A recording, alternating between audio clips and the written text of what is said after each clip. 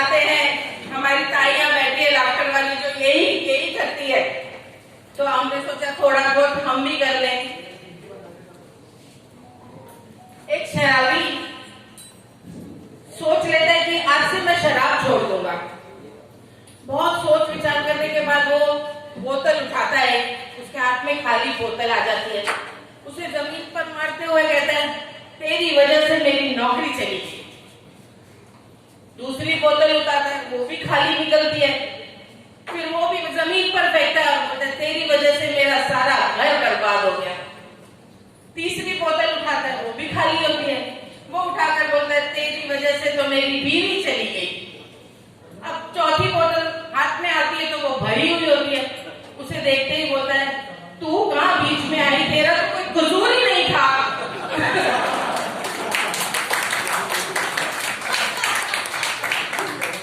जोर से आ गया ना। एक पोता अपनी दादी से कहता है, दादी क्या आप पहले एक्टिंग करती थी या एक्ट्रेस थी? वो बोली, नहीं तो बेटा। बोला, नहीं आप पहले करती होंगी या अभी करती है? वो बोला, नहीं बेटा। क्यों, क्या बात है? वो बोलता, नहीं वो मम्मी पापा से कह रही थी, लो अब तुम्हारी माँ आ गई है तो रोज घर में नए ड्रामे होंगे।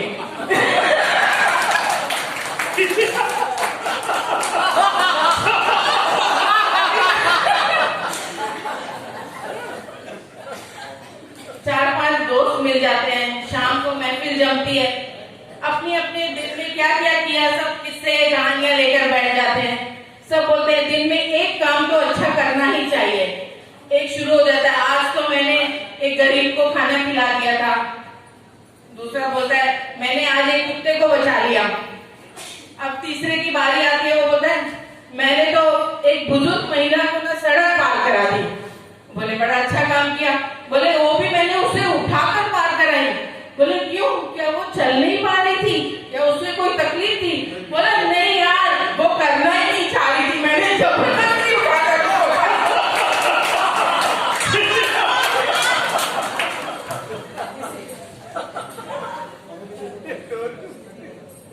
अभी देखो भाई, सासें भी हैं और बहुएं भी हैं, मैं कुछ बोल दूं तो कोई भी मुझे माफ कर देना, चलेगा ना? एक मोहल्ले की सास, जितनी सास और बहुएं होती है ना, सारी पिकनिक के लिए तैयार हो जाती हैं, बस में चल पड़ती हैं। आगे की सीट पे सारी सासें बैठी होती है और पीछे सारी बहुएं। अब आते वक्त क्या होता है कि बस का एक्सीडेंट हो जाता है। जब एक्सीडेंट हो जाता है, सासें तो बेचारी सारी परलोक से धार जाती हैं, अब बहुएं वहां रोना पिटना शुरू कर देती हैं। थोड़ी देर बीतती है, रोते रोते एक दूसरी को बोलती है, अब बस भी कर, ये पाखंड बस हो गया।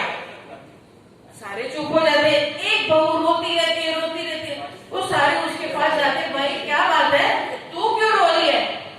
तेरी सास तुझे ज्यादा प्यारी थी? बोलती, नहीं मैं तो इसलिए रो रही हूँ, मेरी सास तो पिकनिक पर आई नहीं थी।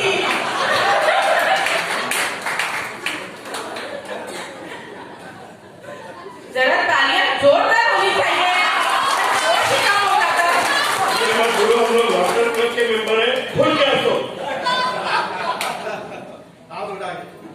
अभी एक गांव में एक कोलू का बैल होता है, वो क्या करता है, अपने बैल को काम पर लगा देता है और खुद जाके अंदर आराम करता है।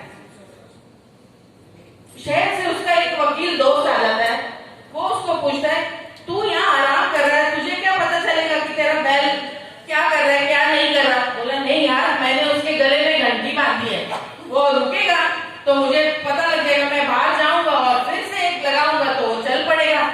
बोलता, तुझे कैसे पता चलेगा? वो एक ही जगह खड़ा होकर अगर गर्दन हिलाने लगा तो? बोलता है, नहीं यार, मेरी बैल ने वकालत नहीं की है।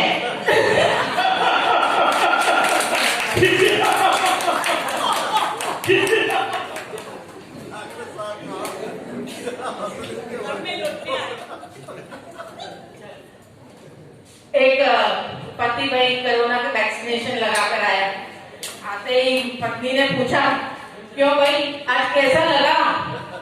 बोला, वो नर्स ने जो इंजेक्शन मुझे लगाया वैक्सीनेशन, मुझे तो बिल्कुल दर्द ही नहीं हुआ। बोली, वाह, नर्स के इंजेक्शन से दर्द ही नहीं हुआ, मैं तो कुछ भी करूं तो सुई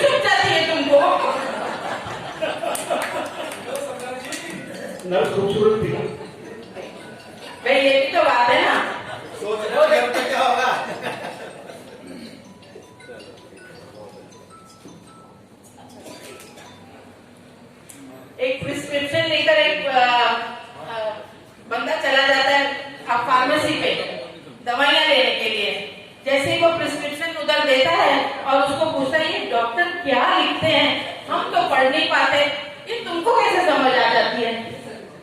वो फार्मेसी वाला बोलता है वो डॉक्टर ने लिखा है कि इस मरीज का सर दर्द है, इस मरीज को दस्त लगे हुए हैं, आपको जो दवाई ठीक लगती है दे दो, वो ऐसा लिखता है। और फिर बाद में ये भी बोलता है मैंने तो इन्हें ठग लिया, अभी तुम्हारी